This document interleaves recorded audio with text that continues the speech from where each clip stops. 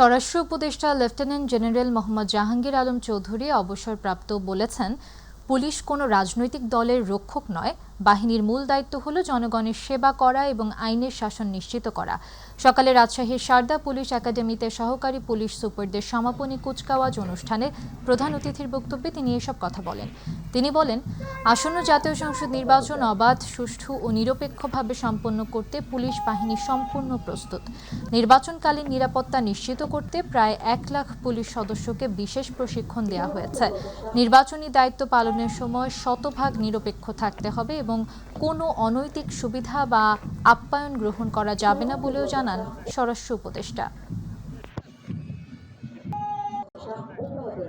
নির্বাচনকালীন যে অবৈধ অস্ত্র, আমি বলবো না অবৈধ, কিছু বৈধ অস্ত্র, যেহেতু আমাদের যে অস্ত্রগুলি যে লুট হয়ে গেছে আমাদের থানা থেকে, ওই অস্ত্র কিছু আছে যারা আমাদের এখনো উদ্ধার করা সম্ভব হয় না।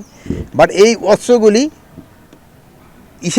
ইলেকশনের সময় এরা ব্যবহার করতে পারবে না, এই প্রতিশ্রুতি আমি আপনাদের দিতে পারি। পুলিশ কমিশনটা করা হয়েছে জনগণের উপকার করার জন্য, আইন করা হয় জনগণের উপকার করার জন্য। পুলিশ কমিশনটা এমনভাবে করা গেছে যেন একটা জনবান্ধব পুলিশ গড়ে ওঠে। আপনারা আজকে দেখছেন যে আমি একটা কথা বারবার বলছি, পুলিশদেরও অন্যায় আদেশ যেন তারা ক্যারি আউট না করে এবং দুর্নীতির সাথে যেন তারা না জড়ায় এবং তারা যেন কোনো রাজনীতিক সদস্যের মতো ব্যবহার না করে, যেহেতু এরা হলো জনগণের টাকার পুলিশ।